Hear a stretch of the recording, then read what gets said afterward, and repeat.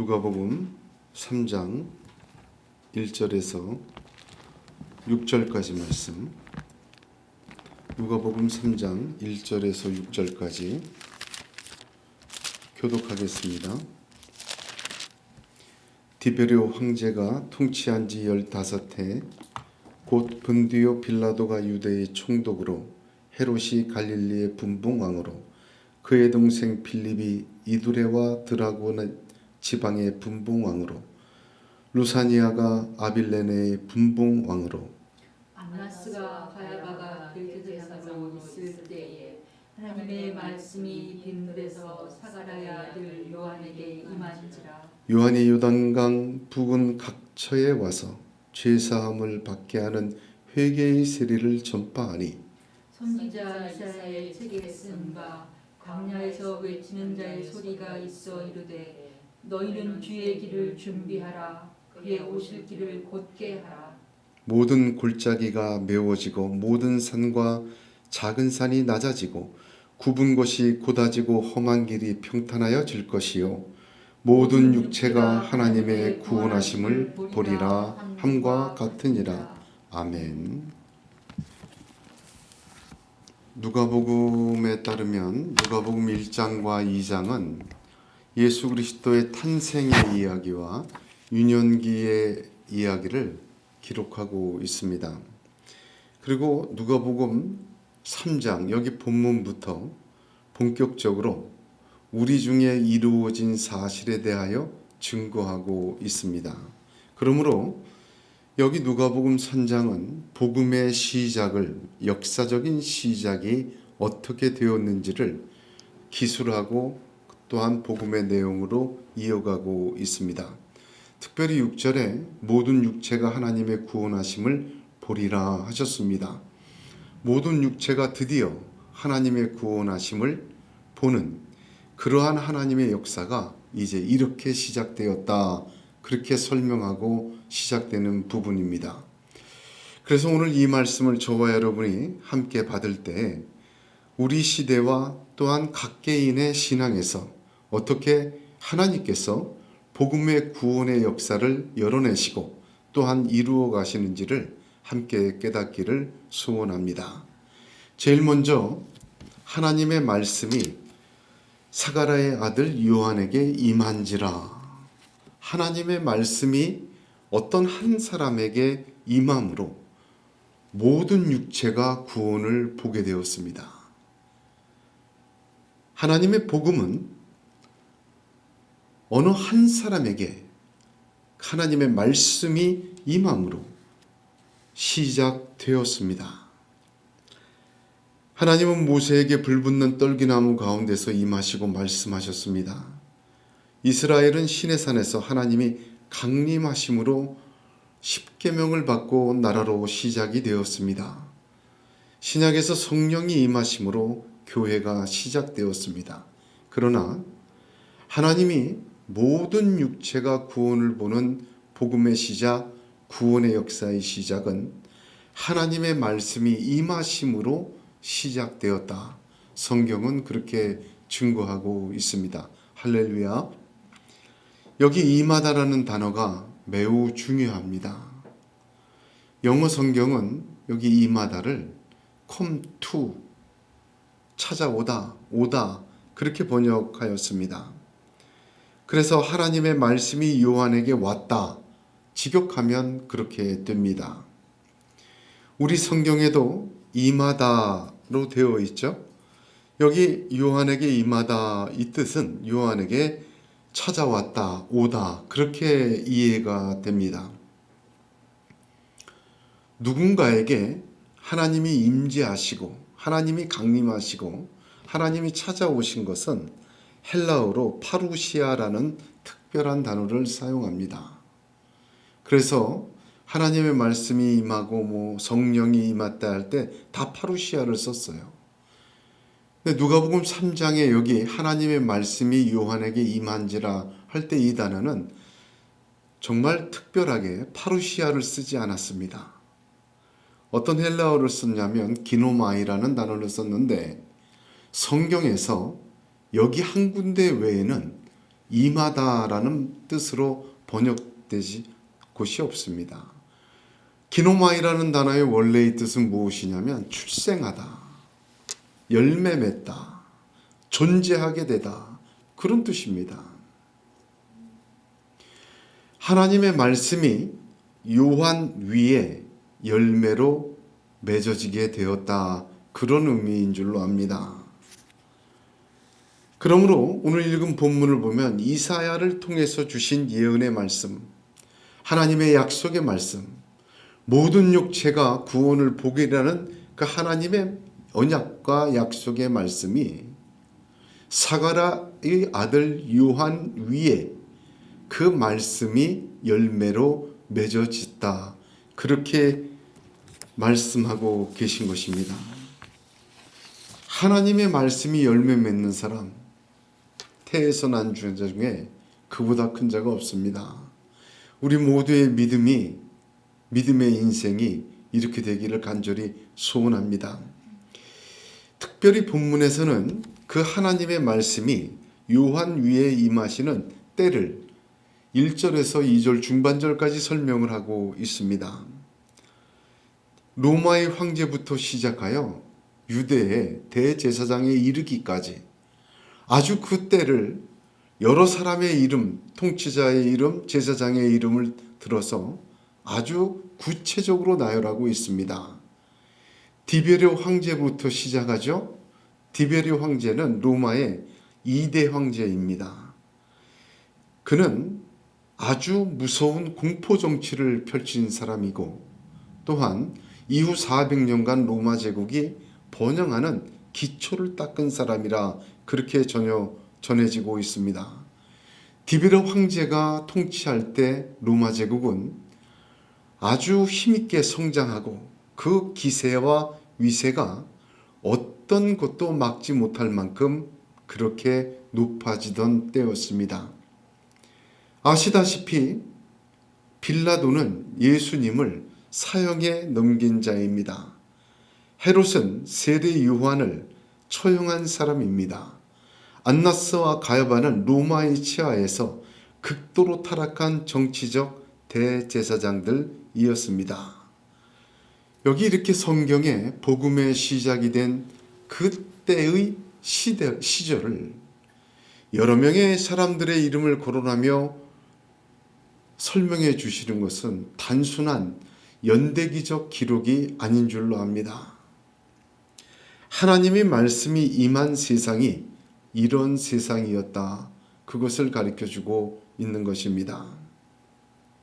신생 로마 제국이 힘을 갖춰가 신생 로마의 제국이 힘을 뻗쳐가는 내리막길이 아니라 오르막길을 타고 올라가는 힘있게 통치하고 번영해 나가는 시기였습니다. 하나님의 아들조차 간단히 죽여버리고 세례 요한조차 목을 베어 잔치자리에 흥을 돋구던 시대였습니다. 그 눈에, 그 마음에 일말이라도 하나님에 대한 두려움과 하나님의 진리와 역사에 대한 그 어떤 것도 두려워하지 않던 세상의 힘이 정점에 달한 시대였습니다. 진리와 믿음은 버리고 세상의 번영과 유익에 목적을 둔 시대였습니다. 이때가 주후 28년에서 30년경이었다, 그렇게 추정을 합니다. 아시다시피 주후 70년에 예루살렘은 완전히 함락되고 2000년간 나라 없이 유대인들이 떠돌다가 2차 세계대전이 끝나고 팔레스타인 그 지방에 들어가 나라를 세우지 않습니까?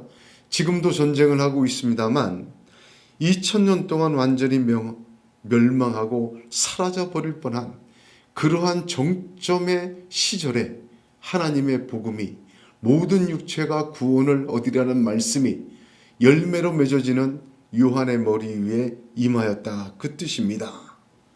여러분, 이것은 오늘 우리에게 두 가지를 말해 주십니다.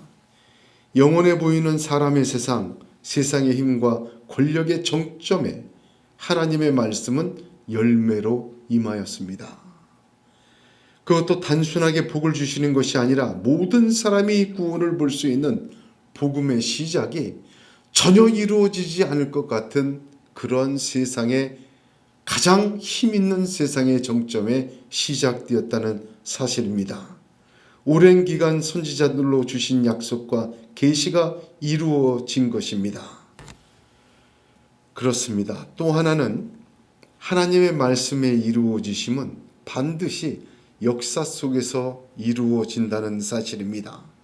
디베로의 통치 시기, 빌라도의 총독 시기, 가야바와 안나스가 그렇게 맹위를 떨치는 그 시기, 그 현실, 그 역사 안에서 하나님은 하나님의 언약의 말씀을 이루시고 그 말씀으로 말미암아 온 세상이 구원을 보는 놀라운 재창조의 역사를 시작하셨습니다. 하나님의 말씀은 반드시 열매를 맺고 특별히 그들의 삶, 그들의 역사 속에서 그대로 이루어진다는 것을 성경은 말씀하고 계십니다. 예수님께서 제자들이 이렇게 물어봅니다. 주여, 어느 때에 이런 일이 있겠사오며 또 주의 임하심과 세상 끝에는 무슨 징조가 있으리이까? 그것을 주님이 설명하실 때도 그 설명의 내용들을 보면 그저 하늘에서 징조와 기사뿐만 아니라 이 땅에서 일어나는 우리의 현실의 삶 속에서 하나님의 말씀이, 주님의 다시 오심이, 그 약속의 말씀이 이루어지는 아주 구체적인 것들을 말씀해 주십니다. 그렇습니다. 하나님의 말씀은 반드시 우리 역사 안에서 약속하신 대로 이루어지십니다. 아무리 세상의 힘과 세상의 연대와 세상의 통치가 죄종도 하나님의 사람도 까딱 손가락 하나로 죽일 수 있는 힘과 능을 가졌다 할지라도 하나님은 그 속에서 모든 육체가 구원을 보게 하시는 하나님의 놀라운 역사를 이루시는 하나님이십니다. 우리에게 주시는 하나님의 말씀 반드시 열매 맺을 줄로 믿으시길 바랍니다. 내가 붙드는 하나님의 말씀 도저히 이루어질 수 있는 환경이 아니요 도저히 이루어질 수 없는 조건이 아니다. 여러분 믿음 잃지 마십시오.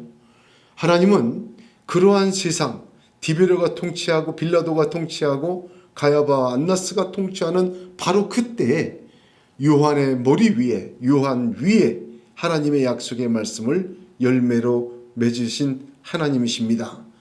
그러므로 우리의 믿음의 삶도 마찬가지입니다.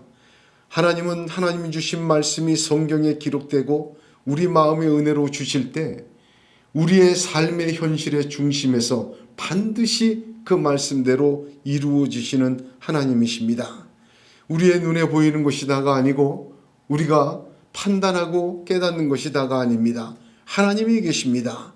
하나님은 모든 육체가 반드시 그 속에서 구원을 보시게 하나님의 약속한 말씀대로 그 사람의 인생과 그 사람의 삶과 시대와 역사 속에서 하나님의 뜻을 이루어 내십니다. 그 시대를 넘어서서 하나님의 말씀은 오늘 말씀해 보니까 빈들에 있는 요한 위에 열매 맺었다. 그렇게 기록합니다.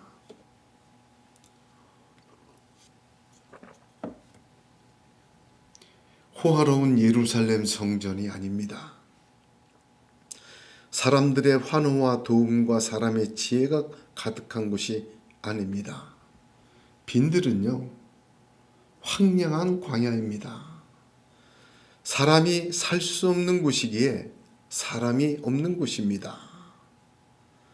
그러나 그 빈들에서는 오직 하나님만 붙드는 곳입니다. 예수님의 오병이어의 사건은 어디에서 일어났습니까?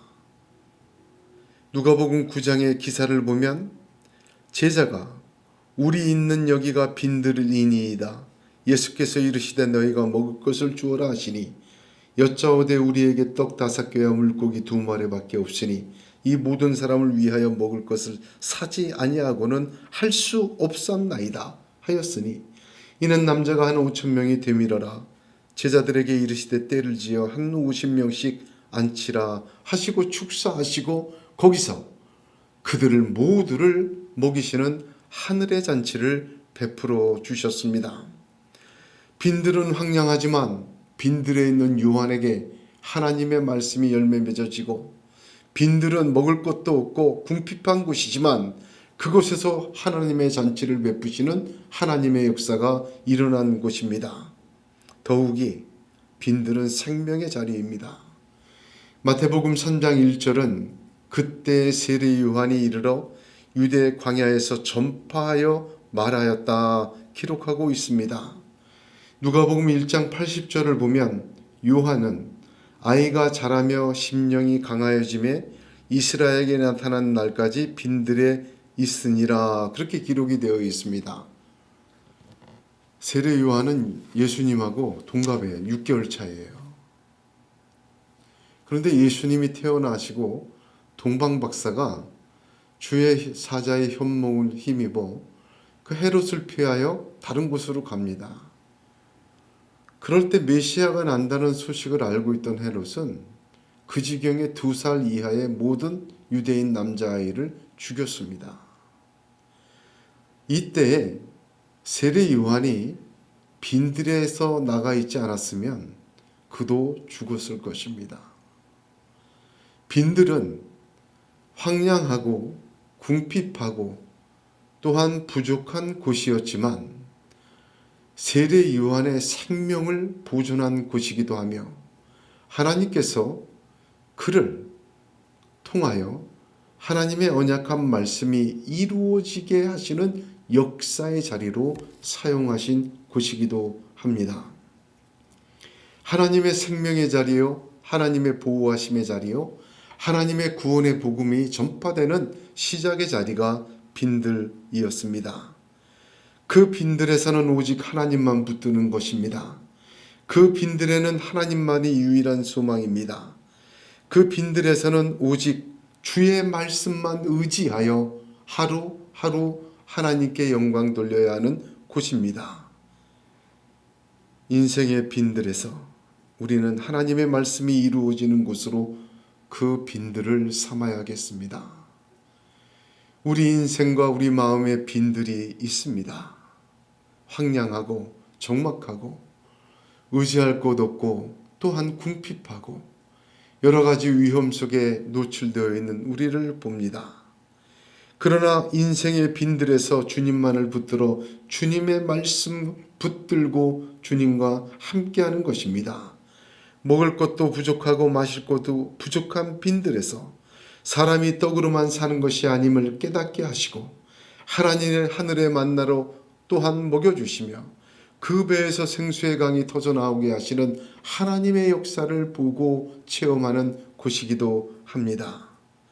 사람들의 잔치는 아니어도 주님의 오병이어의 하늘잔치가 나타나고 벌어지는 그러한 인생의 빈들이 되시기를 주님의 이름으로 축복합니다.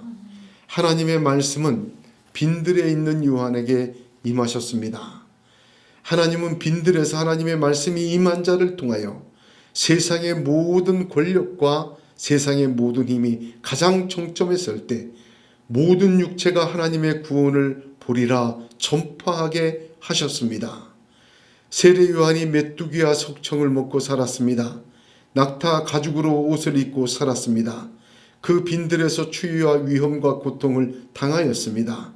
그러나 그는 그 속에서 하나님만 바라고 주님만 의지하고 하나님이 주신 말씀만 따르는 자, 그런 사람이 되었고 그런 사람 위에 하나님의 언약과 약속의 말씀은 열매를 맺어지고 그래서 그 사람을 통하여 모든 육체가 구원을 보게 되는 놀라운 하나님의 복음의 역사가 시작이 되었습니다. 저와 여러분의 인생과 삶 속에서도 하나님의 때는 이와 같습니다.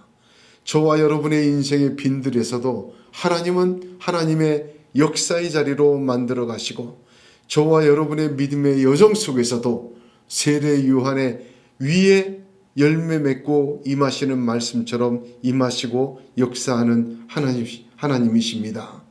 그러므로 빈들에서 은혜 받는 자가 되시죠.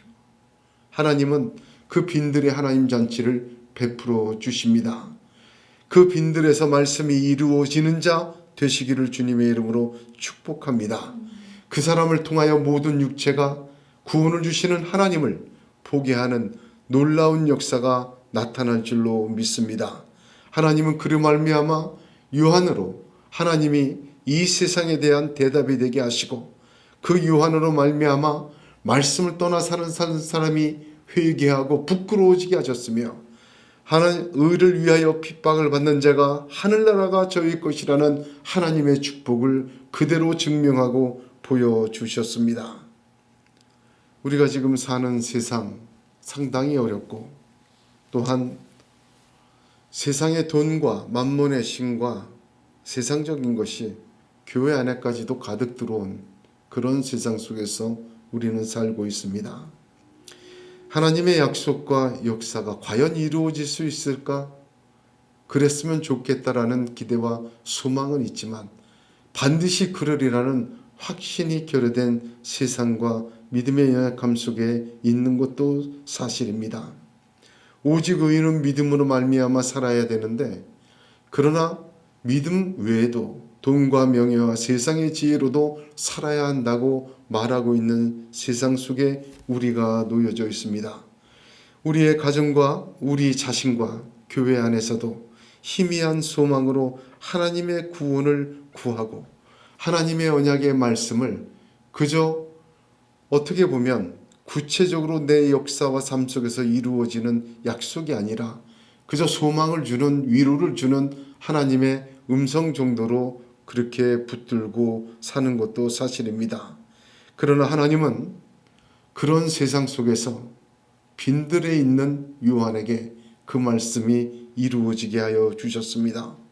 하나님은 그 약속하신 말씀을 반드시 이루시고 우리 믿음의 삶 한가운데서 모든 육체가 구원을 보는 하나님의 복음의 역사를 시작하시는 하나님이십니다.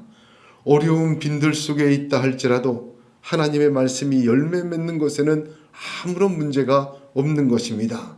다시 오실 주님의 약속도 저와 여러분의 삶 속에 이렇게 이루어질 줄로 믿으시길 바랍니다.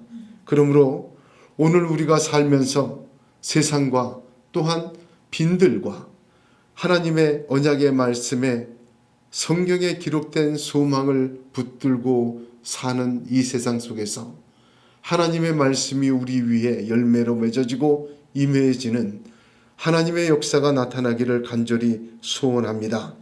그 속에서 하나님을 바라고 하나님의 뜻을 붙드는 요한, 그 요한이 저와 여러분이 되기를 우리 주님의 이름으로 축복합니다. 기도하겠습니다.